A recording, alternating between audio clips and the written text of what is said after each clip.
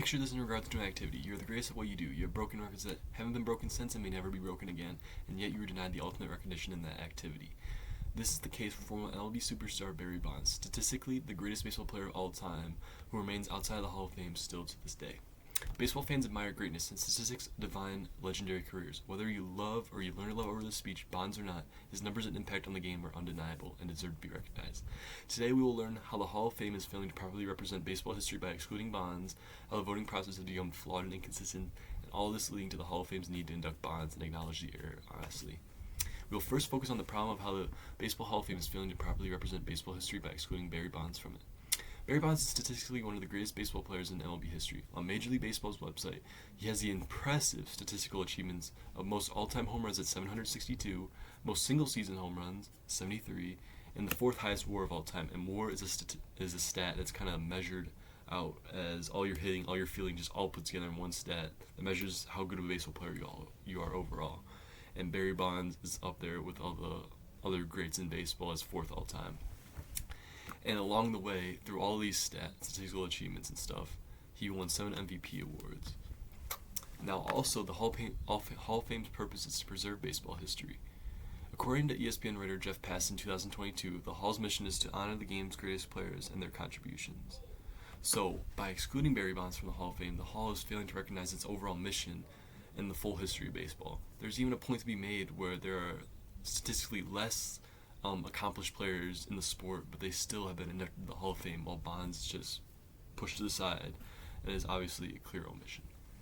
Finally, the Hall of Fame already includes players with multiple controversies. One example would be famously the pitcher Gaylord Perry, a known cheater who was inducted despite openly admitting to doctoring the baseballs, which is basically messing with the baseball to give him an unfair advantage against the batter.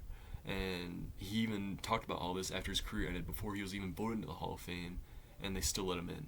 There are also players suspected of using amphetamines, which is a banned substance by the MLB, but they're still in the Hall of Fame, of course. So the Hall must be consistent with how it evaluates a player's legacy. Either let them all in or don't. And now that we have addressed the problem, let's look at the root cause of Bonds' punishment. Barry Bonds is being unfairly punished by the Hall of Fame and is very apparent and questionable through the voting process's flawed and inconsistent system. First off, the Baseball Writers Association of America's voting system can be inferred as biased.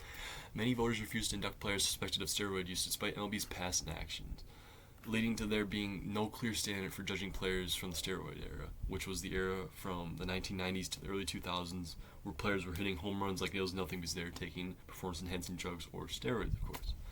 And now some voters are going to apply these moral judgments inconsistently, while punishing Bonds more than others who did the exact same thing as him, basically. And also, media perception has unfairly influenced Bonds' overall reputation. Bonds was portrayed as unlikable by many sports journalists, from avoiding interviews to being rude to the interviewers while he was playing after a game or before a game, which has affected his overall voting support. So it can be portrayed as a separate the art from the artist sort of situation, because while Bonds gets the bad side of the voters, other suspected steroid users such as David Ortiz has been embraced by the media and inducted into the Hall of Fame recently as a few years ago, even though he is known to have taken steroids in his career.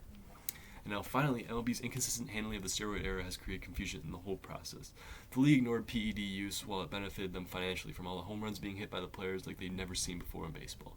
Bud Selig, who was the commissioner of MLB at the time over the steroid era, is still in the Hall of Fame despite his role in trying to just brush off this whole, all these players are taking steroids and hitting home runs like it's nothing now. And he just wanted to push it aside and keep making money because baseball was at an all-time high at the point, with a bunch of fan interaction and fans watching the game more. And even though it is known that Bonds took steroids, players were not tested for steroids until 2003. So that makes it basically impossible to judge who has ever used PEDs in their whole careers until then. So no matter what, if you're in the Hall of Fame, who knows if you use PEDs or not?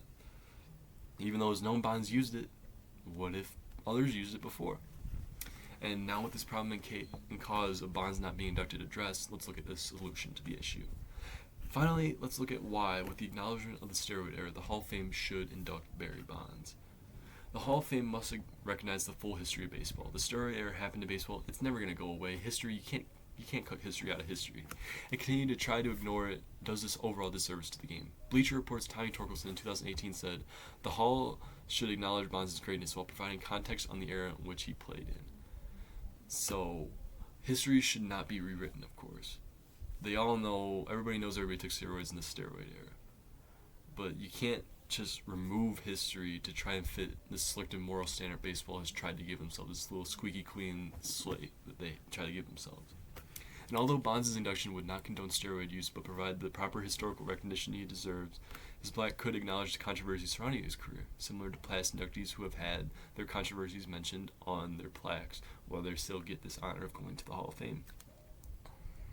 And even if the MLB wants to keep this clean image up, they could induct Bonds, but take all the stats out after he took steroids and just keep the stats before, because he still had a Hall of Fame career before the steroids. He started taking steroids in 1999, and on Baseball Reference's website, before 1998, Bonds was an 8-time All-Star. He had 8 Gold Gloves for outstanding defense, 3 MVP awards, 8 Silver Sluggers for outstanding hitting, and, of course, 411 home runs.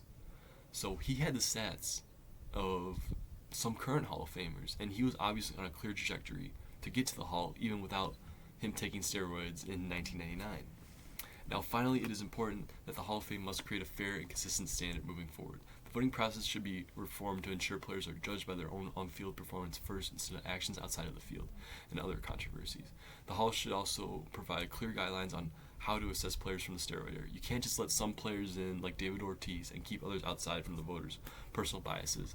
So by inducting Bonds, the Hall can start a more transparent and fair approach to honoring baseball's greatest players. In conclusion, Barry Bonds should be inducted into the Hall of Fame through his extraordinary statistics, and even though there is a flawed voting system, there needs to be a solution to fix and preserve baseball history.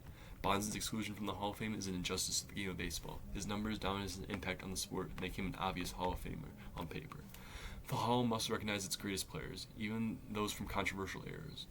It's time to stop rewriting history and start preserving it. Barry Bonds belongs in the Hall of Fame.